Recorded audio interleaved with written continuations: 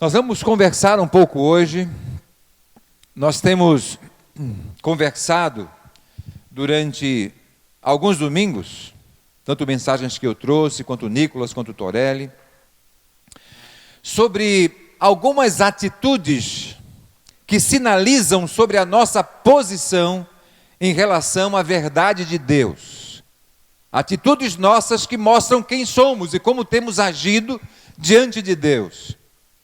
Na semana passada, por exemplo, nós vimos dois homens no templo, e vimos que as suas atitudes diziam a respeito de cada um deles. Vimos um religioso, um fariseu religioso, e vimos um cobrador de impostos. Foi o Dirceu que nos trouxe essa mensagem no domingo passado.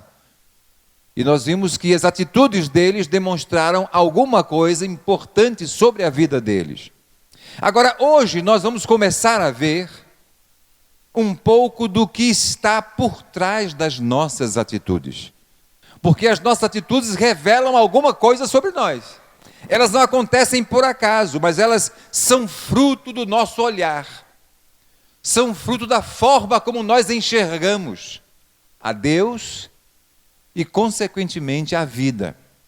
Então, todas as nossas atitudes, nossa forma de ser, nossa forma de agir, tem a ver com o nosso olhar, sobre como nós olhamos, como olhamos para Deus, como olhamos para a vida, como nós enxergamos a Deus. Como é que você enxerga Deus?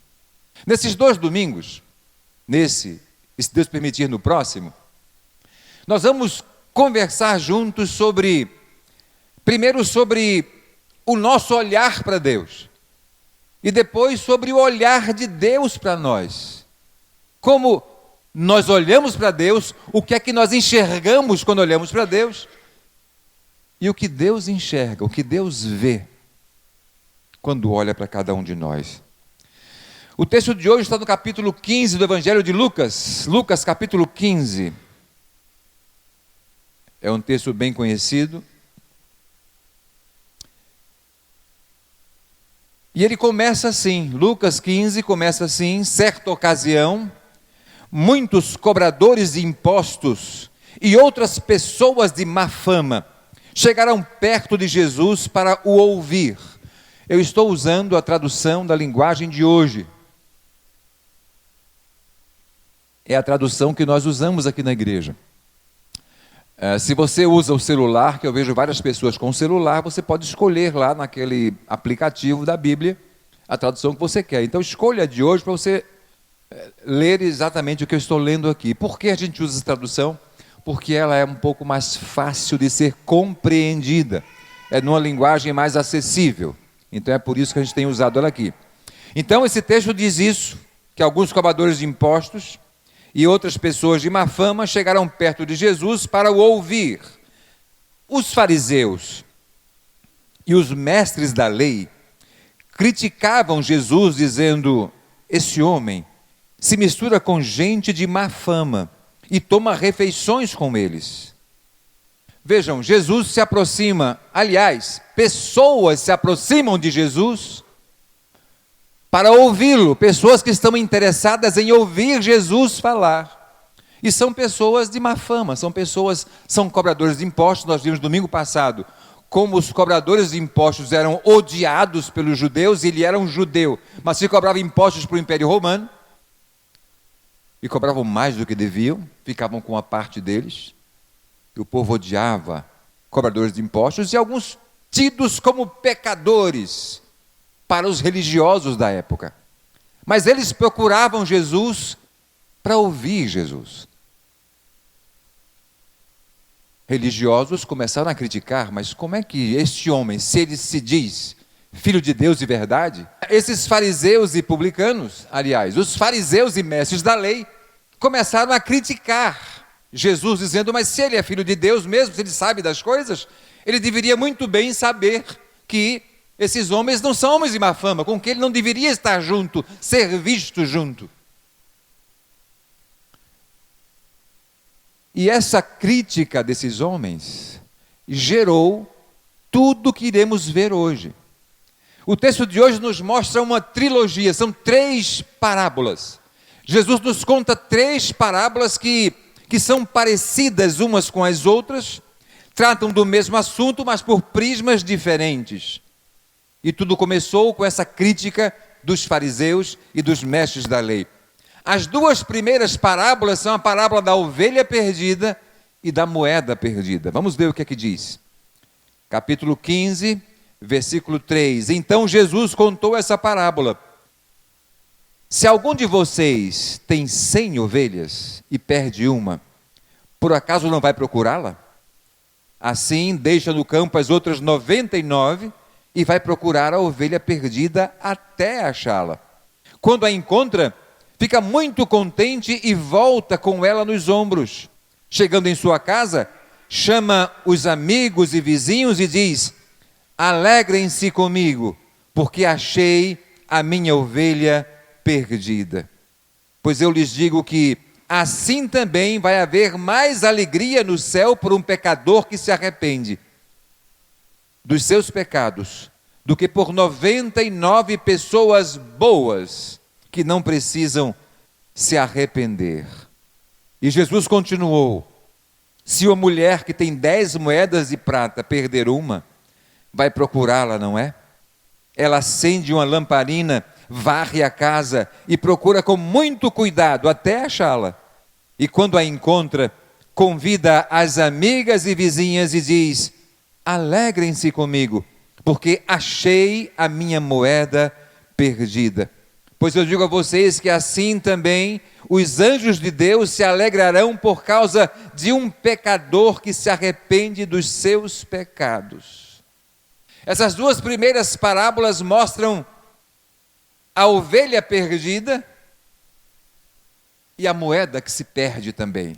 Elas nos mostram verdades importantes. A primeira situação que eu percebo é que Jesus, na primeira parábola, fala de uma ovelha que se perde, ela sai de perto do seu pastor e se perde fora de casa. Então ela sai e se perde.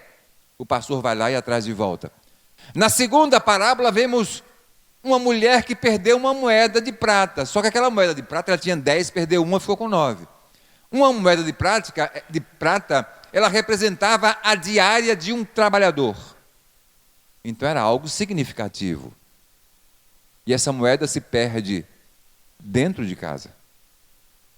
Ela está próxima, mas tão perdida quanto a ovelha que está bem distante do seu pastor. Então vejam, Jesus fala de 2 tipos de pessoas perdidas. Alguém que se perde porque está longe, se afasta e vai para longe. E aquele que às vezes está dentro de casa, está pertinho, aparentemente próximo, mas está perdido também. Eu percebo que Jesus deseja nos mostrar, em primeiro lugar, a importância daquele que está perdido para quem procura, para quem quer encontrá-lo. Jesus fala que o pastor deixa 99 ovelhas, tinha 100, deixou 99 lá. E vai procurar aquela que estava perdida. A mulher, ela acende a lamparina, ela varre a casa, ela olha a casa inteira até achar a moeda. Então Jesus nos mostra que o que está perdido é importante e precisa ser procurado e precisa ser encontrado. Mas Jesus também conta sobre a alegria do encontro. A alegria de encontrar o que estava perdido é tão grande que tanto o pastor que encontra sua ovelha perdida, quanto a mulher que encontra a moeda perdida, ficam tão felizes, tão satisfeitos por encontrar, que fazem uma festa e celebram com os vizinhos, com os amigos, aquele encontro tão maravilhoso. Jesus está falando aos religiosos que o criticaram, que todos são importantes para ele, mas os que mais precisam dele são os que estão perdidos e reconhecem que estão perdidos. Jesus está dizendo: esse é o meu trabalho. Vocês me criticam porque eu estou junto com pessoas que vocês julgam que estão perdidas. E esse é o meu trabalho. buscar os que estão perdidos. O meu trabalho é sentar-se com eles e falar-lhes sobre a verdade do Pai. Vejam que é importante entendermos isso, porque Jesus, ele se junta com pecadores e cobradores de impostos, não para ser um com eles, não para fazer o que eles estão fazendo, não para se alegrar com o que eles se alegram, mas para testemunhar do Evangelho dele, das boas novas que ele traz, para falar a respeito do Pai. É para isso que ele se aproxima, é para isso que ele está junto. Infelizmente, muitas pessoas se aproximam de pessoas de má fama, mas para serem um com ele, para fazerem o que eles estão fazendo. E são convencidos por eles a fazer o que eles fazem, a se tornar igual a eles, e não para lá testemunhar. Coragem para falar, coragem para se posicionar. Não é coragem só, é convicção, é certezas. Se eu tenho certeza do que eu creio, eu vou testemunhar. Eu não vou desviar-me do caminho, não importa quem esteja do meu lado. Pelo contrário, eu vou, por amor, tentar trazer aquele que está desviado, aquele que está perdido, para perto do Pai, para ser um comigo. Essa era a visão de Jesus. Como é confortante sabermos essa verdade, somos alvos da busca de Deus, e Ele deseja nos encontrar. Agora, para aquele que se perde, para aquele que está perdido, longe, é importante, ou longe ou perto, né? É importante saber que há alguém que deseja que ele continue perdido. Prestem bem atenção a isso. Para aquele que está perdido, é importante saber que há alguém que deseja que ele se perca cada vez mais. Há alguém, há uma inteligência, é uma pessoa. Não é o inimigo de Deus, é o inimigo da nossa alma, porque Deus não tem inimigos. Deus é tão maior, que não tem nenhum inimigo que se aproxime dele, que chegue perto dele, do tamanho dele. Então dizer que o diabo é o inimigo de Deus, é dizer que Deus está meio que pau a pau com ele, né? No mesmo nível dele. Não. O diabo é inimigo seu e meu. Ele não deseja nada de mal para Deus, mas de mal para mim e para você. Esse é o trabalho dele. E ele está desejoso que a cada dia, aquele que está perdido se afaste mais e mais e mais do pastor, de Deus. A pior situação de quem está perdido acontece quando ele não se sente perdido. O que está mais perdido é o que, mesmo perdido, acredita que foi encontrado e pensa que está no caminho certo. Essa é a pior situação do ser humano. É aquele que está perdido, mas ele acha que encontrou o caminho. Ele está aparentemente se sentindo bem com o que faz, mesmo distante de Deus. Ele acha que está tudo bem, está tudo bem. Esse é o mais perdido. Mas também é importante sabermos, e o texto nos mostra isso, que há alguém que deseja encontrá-lo e trazê-lo para perto do caminho da verdade. Há alguém, sim, e esse alguém é Jesus. O que é encontrado pela verdade, aquele que se encontra com a verdade, ele sabe que encontrou a verdade. Porque a verdade, ela satisfaz. Ela traz paz. Ela traz encorajamento. E também ele percebe que ele encontrou a verdade não foi por sua própria capacidade, mas alguém agiu para que isso acontecesse. E ele percebe também que para se manter na verdade, também não é por sua capacidade, mas alguém também age a seu favor. E é assim que acontece com aquele que se encontra com Jesus. Ele percebe, ninguém se encontra com Jesus e isso passa sendo desapercebido. Não. Nós sabemos quando encontramos. E sabemos também quando não encontramos. Depois disso, Jesus, depois de falar sobre essas duas parábolas, Jesus agora, ele usa uma nova parábola. Uma nova parábola onde ele usa pessoas. São diferentes da ovelha e da moeda que se perdem, mas são seres que um é inanimado, o outro não é inanimado, mas também não tem consciência das coisas. Ele agora usa pessoas, como eu e como você. Pessoas que têm o poder e o direito de escolha. E Deus considera e respeita esse poder que Ele mesmo nos concedeu. E aí está o texto que se encontra no Evangelho de Lucas, capítulo 15, continuando o versículo 11.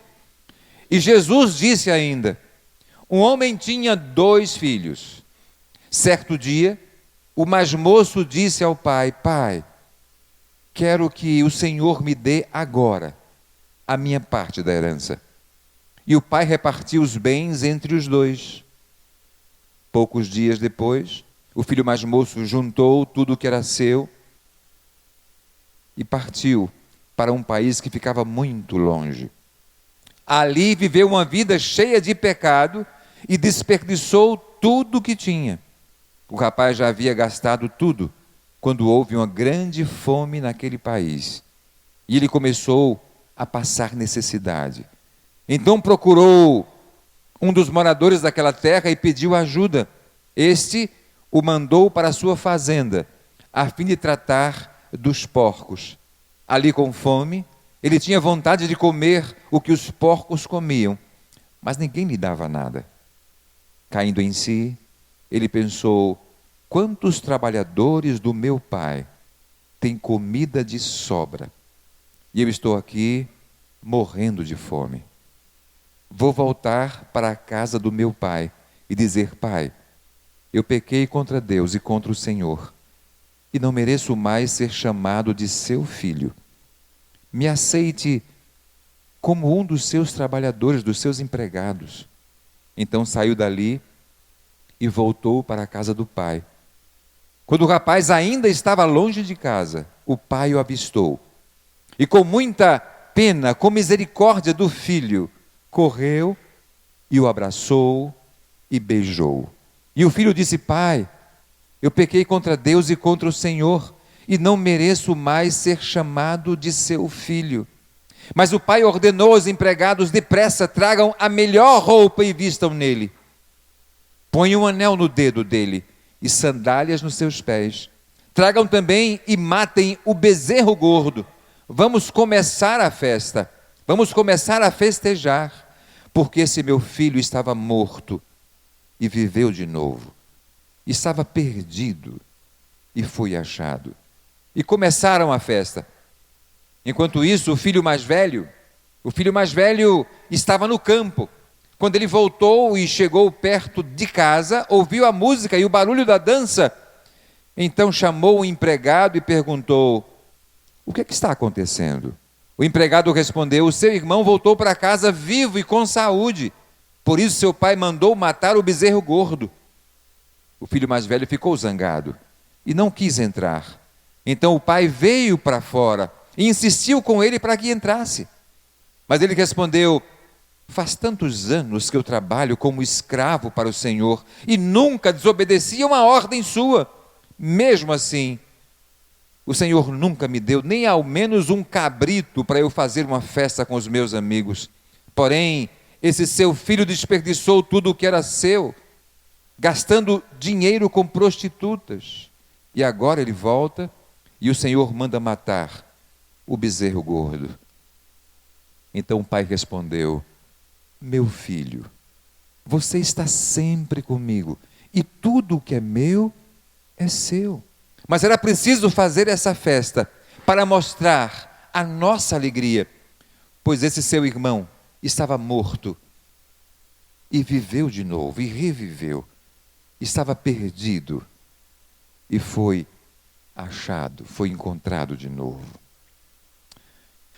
Veja, essa é uma parábola que conta a história de dois filhos e de um pai. Não só de dois filhos, mas dois filhos e um pai. O filho mais novo, ele decide sair de casa com parte da herança que lhe cabia. Ele também decide usar os bens como ele bem entendia, os bens que o pai lhe deu. E o texto nos fala que ele gastou os bens de maneira dissoluta, com o pecado, com prostitutas, desperdiçou tudo aquilo que o pai tinha dado a ele. Só que logo depois que ele não tem mais dinheiro, não tem mais bens, aconteceu uma grande fome naquele país onde ele estava. E ele não tinha mais dinheiro, certamente os amigos desapareceram, porque os amigos estão próximos quando podem usufruir de alguma coisa, e agora não poderiam usufruir de nada. E ele, não tendo o que comer, ele procurou ajuda. E um fazendeiro disse: olha, eu tenho porcos lá e eu preciso de alguém para cuidar deles, você vai lá comer. Vai lá cuidar dos porcos. E ele foi cuidar dos porcos. E ele tinha tanta fome que ele olhava para a comida dos porcos e achava apetitosa. Mas nem isso davam a ele. E nesse momento de sofrimento, de dor, de abandono, ele lembra da casa do pai. Ele lembra que os empregados, os servos na casa do pai, tinham comida com fartura. E ele não tinha nada ali. E o texto nos conta que ele então caiu em si. Ele olhou para ele mesmo e disse: eu vou voltar para a casa do meu pai. Veja, ele decidiu sair, decidiu usar os bens como desejava usar, e agora decide também voltar. E ele volta para a casa do pai, ele diz: olha, eu vou voltar, e vou dizer: pai, olha, eu sei que eu errei. Eu sei que eu não quero, não posso nem ser chamado mais teu filho. Eu não tenho mais condição de ser reconhecido como filho teu, mas me trata como um servo. Um servo para mim está bom. E eu fico aqui na sua fazenda como um servo. Mas o texto diz que, voltando um pouquinho atrás, que quando o filho que estava voltando estava longe, o pai o avistou longe e não esperou ele chegar. O pai correu até ele, o abraçou e beijou. E o filho vai e diz isso para ele: eu não mereço ser seu filho. Eu errei demais. Me trata como um servo. E o pai disse: não, você é meu filho. Tragam a melhor roupa e vistam nele. Tragam um anel e coloquem no dedo o anel de filho.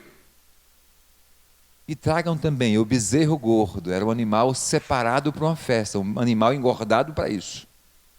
Sempre que havia uma grande festa, traziam o bezerro gordo. Então tragam o bezerro gordo e vamos festejar, porque esse meu filho estava morto e reviveu. Estava perdido e foi achado. O pai recebe aquele filho com muita alegria e com muita gratidão. Agora, o que acontece? Tem mais um filho. E Jesus menciona esse outro filho. É o filho mais velho, que está há mais tempo com o pai. É o primogênito. E ele estava trabalhando. Fiel trabalhador do pai. E ele volta para casa no final da tarde, e ele volta e ouve aquela música. A música tocando, a barulho de gente alegre. O que é que está acontecendo aí? Ele chama alguém e diz: olha, o que é que está acontecendo aí? E a pessoa que ele chamou diz: o seu irmão voltou. O seu irmão que tinha ido embora voltou, e seu pai ficou tão feliz que mandou trazer o bezerro novo e está dando uma festa para ele, churrasco. O filho fica zangado. Ele fica zangado e diz: mas que coisa, não é? Esse meu irmão, ele gastou tudo o que tinha com prostitutas e o pai o recebe desse jeito. Nesse momento o pai o vê lá fora reclamando e sai ao encontro dele, assim como saiu ao encontro do outro. E chegando lá diz: filho, vamos entrar, vamos comemorar, seu irmão voltou. Ele diz: pai, eu sempre fui fiel ao Senhor, eu fiz tudo o que o Senhor pediu. Eu trabalhei pelo Senhor e com o Senhor como um escravo aqui nesse lugar. Fui sempre fiel em tudo, nunca deixei de fazer nada que o Senhor queria que eu fizesse.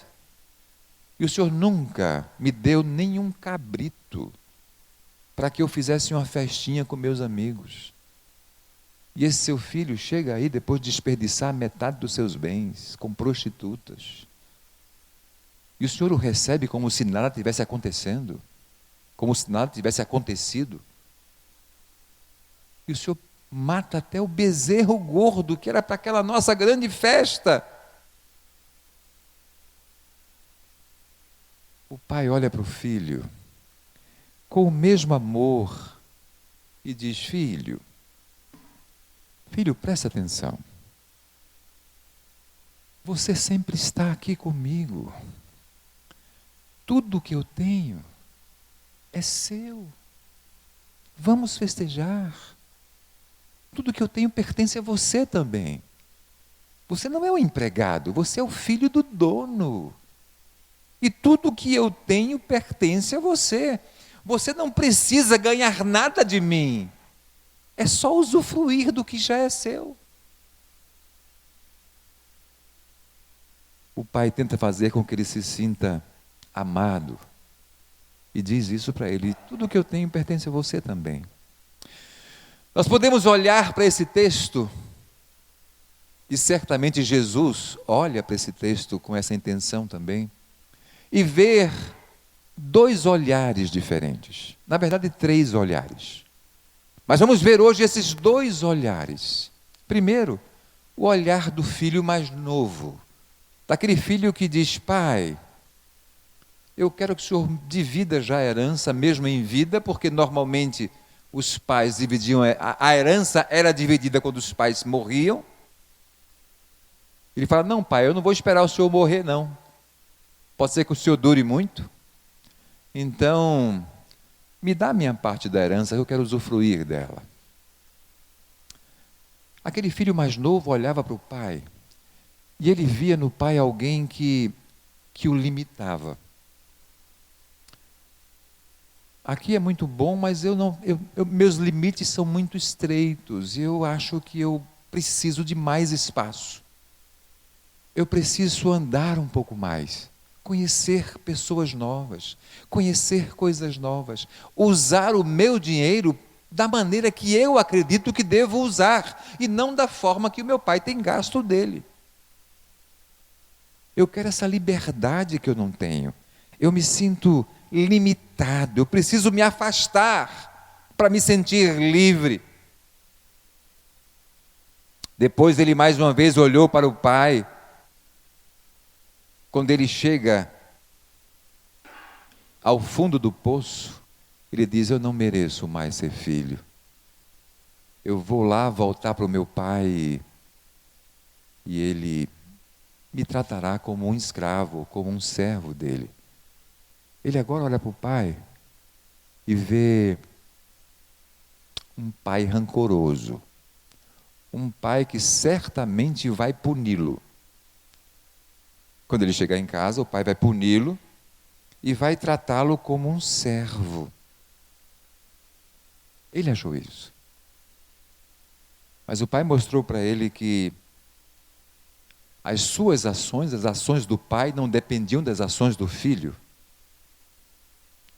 Porque o pai agia segundo a sua essência, segundo o que ele era.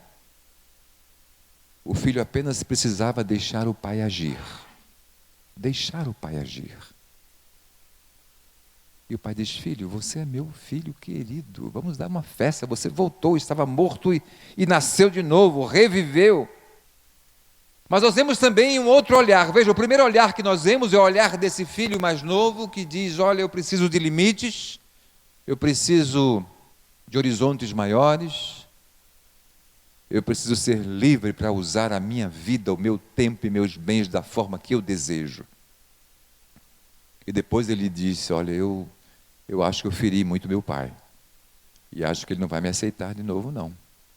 Ser um escravo já está bom.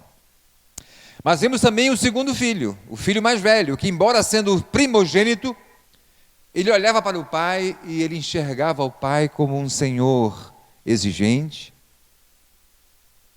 um senhor que o julgaria pela sua competência em servi-lo sem falhar em nada. Aquele filho mais velho, ele olhava para o pai e ele pensava: eu preciso conquistar o amor e a consideração do meu pai. E a forma que eu posso fazer isso é servi-lo como um empregado. É não falhar em nada. É fazer tudo o que ele deseja, tudo o que ele quer, trabalhar como escravo.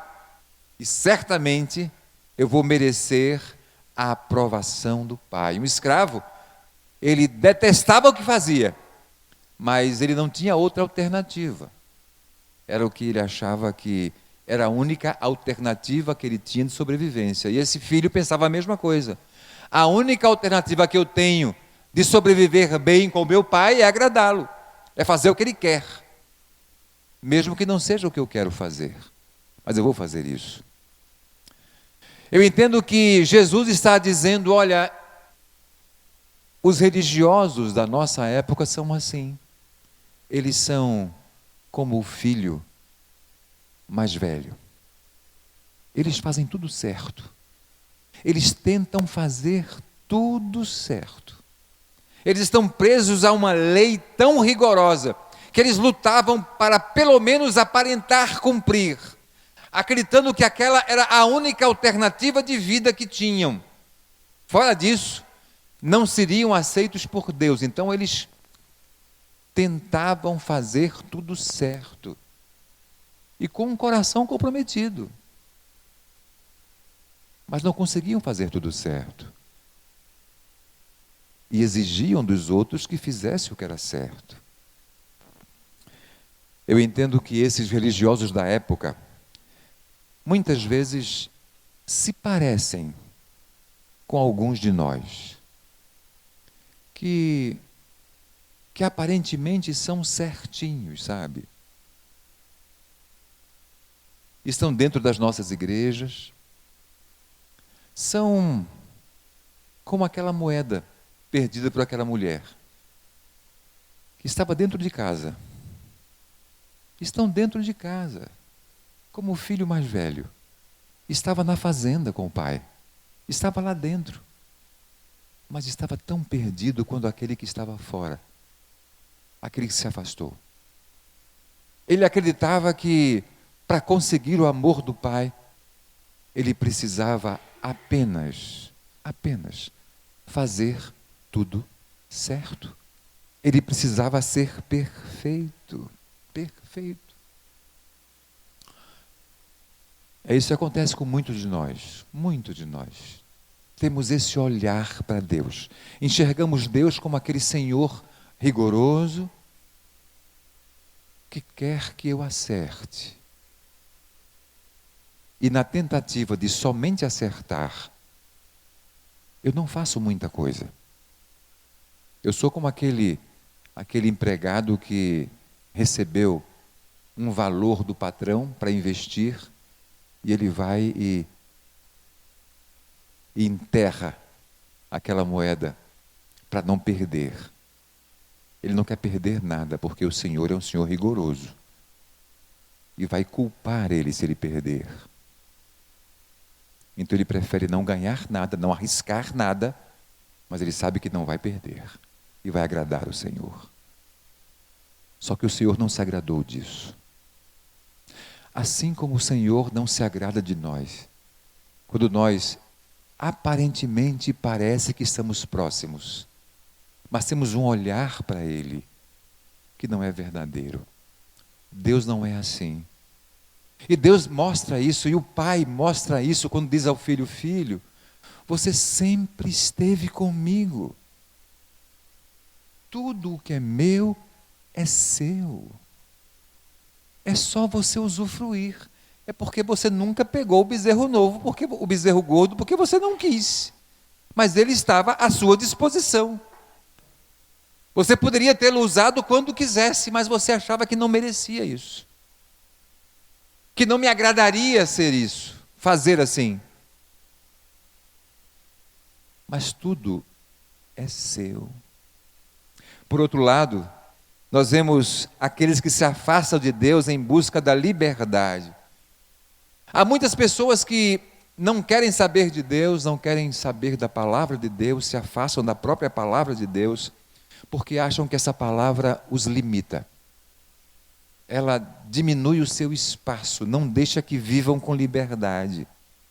Mas a própria vida mostra para essas pessoas que essa falsa liberdade, ela nunca é duradoura. Ela nunca gera uma satisfação que dure. Aqueles pecadores que procuravam Jesus, certamente eles viviam essa desilusão de buscarem a liberdade, mas não encontrarem aquilo que queriam encontrar. E agora estavam buscando ouvir Jesus.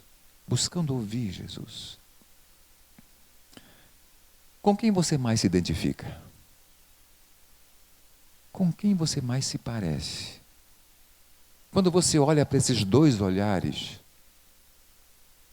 qual olhar você acha que mais parece com o seu olhar para Deus? Eu quero confessar a vocês que eu me identifico com o filho mais velho. Eu olho para mim e eu me acho um pouco parecido. Tem um pouco a ver com a minha história de vida, né? E talvez tenha a ver com a sua história de vida também, o seu olhar. Eu nasci num lar de pais já com uma certa idade, um lar rigoroso. Mas era um rigor com amor, mas era um rigor. Com 9 anos de idade eu entrei para a escola militar, onde o rigor era maior ainda. Com 18, eu fui para uma escola militar mais elevada, para a escola naval. E lá o rigor ainda era maior. E eu sempre disse ao meu comandante, eu estou aqui fazendo tudo certo. Eu faço tudo o que o Senhor me pede. Eu não falho em nada. Não erro em nada. E depois disso, Deus me chama para o ministério pastoral, onde o meu comandante agora não era mais um almirante, mas o meu comandante agora era o Deus eterno. Pior ainda. Era alguém que me conhecia como o meu almirante não me conhecia. Ele me conhecia por dentro, lá dentro de mim. E desse eu não poderia esconder muita coisa. Vejam a progressão, não é? E o meu Deus somente me dizia, você é meu filho. Você está aqui comigo, tudo que é meu é seu, usufrua. Mas eu não achava que tinha o direito de usufruir.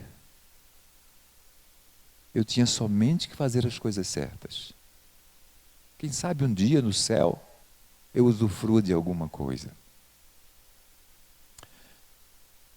Talvez a sua história seja parecida com a minha. Graças a Deus que alguns anos atrás Deus abriu meus olhos. E me mostrou que eu sou filho. Que eu não preciso provar nada para ninguém. Que eu não preciso agradar ninguém apenas. Eu preciso apenas usufruir, viver a vida ao lado daquele que um dia me chamou para ser seu filho. Não sei se esse é o seu olhar, mas seu olhar pode ser também como alguém que está perdido, que sempre buscou a liberdade. Alguém que quer ser livre. Eu quero ser livre e essa visão de Deus me limita, tira meu espaço e eu preciso de mais espaço. Talvez você seja parecido com isso. E você buscou mais espaço e obteve mais espaço. Mas você hoje percebe que a satisfação que chegou até a sua vida não é duradoura. Você sempre está querendo um pouco mais, precisando de mais. E esse mais nunca chega. A satisfação e a paz está sempre a um passo. E você chega, depois de dar esse passo, está mais um passo. E depois há mais um passo, mas esse passo nunca chega. E você hoje está buscando a verdade. Está querendo ouvir de Jesus. Se essa liberdade que eu buscava não é a verdadeira, qual é a verdadeira? Talvez você hoje esteja buscando ouvir de Jesus isso. Ou talvez você seja como eu era, aquele filho mais velho, que acha que não tem direito de nada. E Deus está dizendo a você: você é meu filho, você está sempre comigo e eu com você.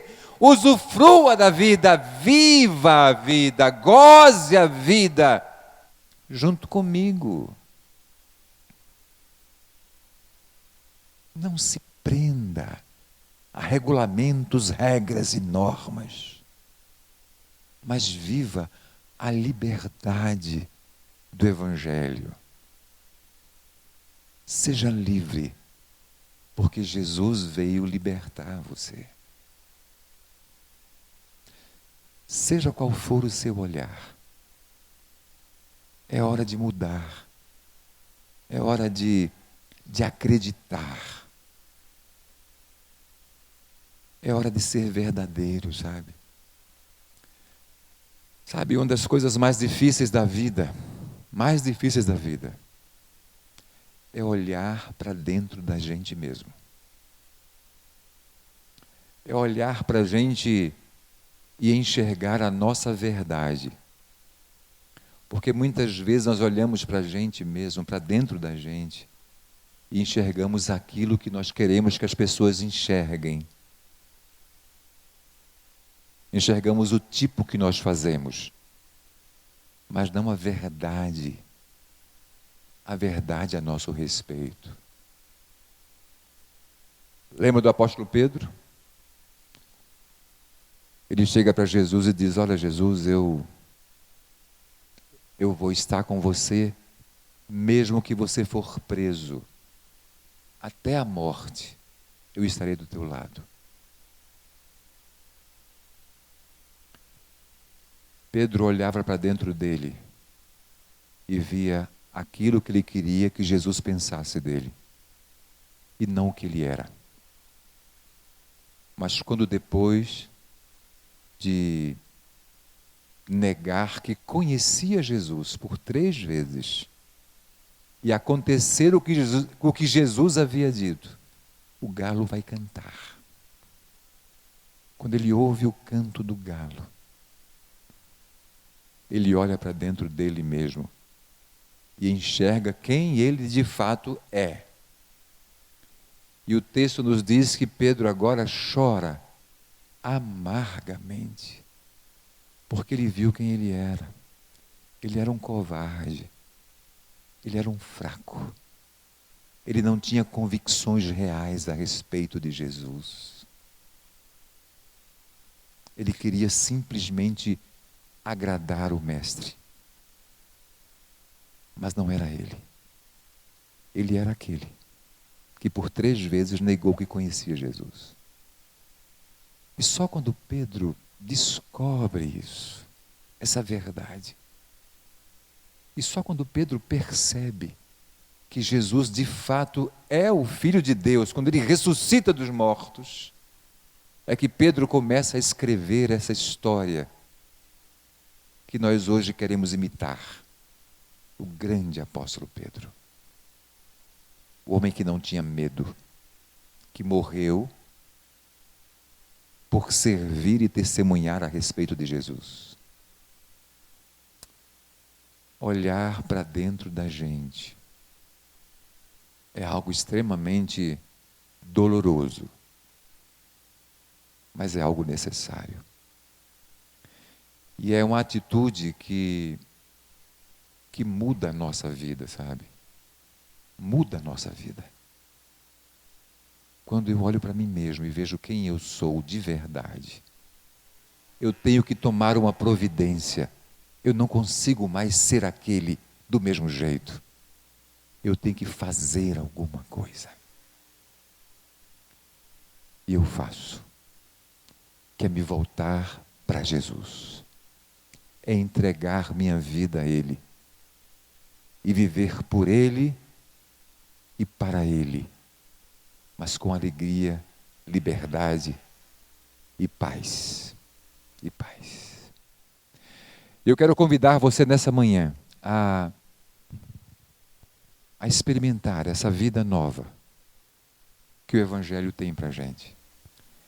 Que a verdade de Jesus tem para nós. Não importa quem você seja. Não importa que tipo de olhar você tenha. Não importa. Jesus recebe você. Não importa quem você seja. O que importa é que você caia em si e decida voltar. Decida enxergar a verdade. Esse é o meu desejo para mim e para você nessa manhã. Na semana que vem, nós vamos conversar mais um pouco sobre o olhar de Deus. Porque muitas vezes nós nos enganamos sobre o olhar de Deus. Como é que Deus me olha? Nós nos enganamos, mas nessa parábola, Jesus revela para aqueles mestres da lei e fariseus como Deus se comporta, como Deus olha para eles. Eles tinham muita facilidade em condenar os outros. E é assim que nós somos, sabe? Quando nós tentamos agradar a Deus com tudo, fazer perfeitos, quando desejamos ser perfeitos, nós também cobramos perfeição dos outros. As pessoas perfeitas, entre aspas, elas são extremamente julgadoras. Elas julgam os outros são assim, olha, podia ser melhor. Você é um pecador, eu não sou. Eu agrado a Deus em tudo que eu faço, você não faz isso. Como é que Deus olha para a gente? Depende do nosso comportamento? Como é que Deus olha para mim, para você? Esse texto vai nos mostrar. Domingo que vem, nós vamos conversar um pouco mais sobre isso. Relembrar esse nosso olhar e perceber o olhar de Deus para mim e para você. Baixe a sua cabeça agora e vamos orar. Obrigado, Senhor, porque nós podemos, através desse texto que nos fala sobre uma ovelha perdida, sobre uma moeda perdida e sobre 2 filhos perdidos. Obrigado porque esse texto nos mostra muitas vezes o nosso olhar. Esse texto nos revela como nós muitas vezes nos comportamos diante do nosso Deus. Esse texto nos faz cair em nós mesmos e olhar para dentro de nós e percebermos quem de fato nós somos e o que precisa ser transformado em nossas vidas. Deus, que o Teu Espírito Santo nos toque, que o Teu Espírito Santo nos fale, que a Tua palavra, Senhor, nos leve para um conhecimento maior do Senhor. Ó Deus, que nós tenhamos coragem para olhar para dentro de nós mesmos e enxergarmos a nossa verdade. Ajuda-nos, Pai, assim. Fortalece-nos assim. Toca no coração de cada pessoa que está aqui nessa manhã. Aqueles que estão agindo como o filho mais velho, que se sentem limitados pelo pai, que que não se sentem filhos, mas servos apenas, mas escravos, possam perceber que podem usufruir da vida, como o Senhor deseja que usufruam. Para aqueles que se afastaram de Deus buscando liberdade, que eles possam cair em si e voltar para o Pai, não desejando ser um escravo, mas retornando como um filho querido e amado do Pai. Só o Teu Espírito Santo pode traduzir essas verdades na nossa mente e no nosso coração. E eu te peço que o Senhor faça isso hoje em nosso meio. Em nome de Jesus. Amém. Amém.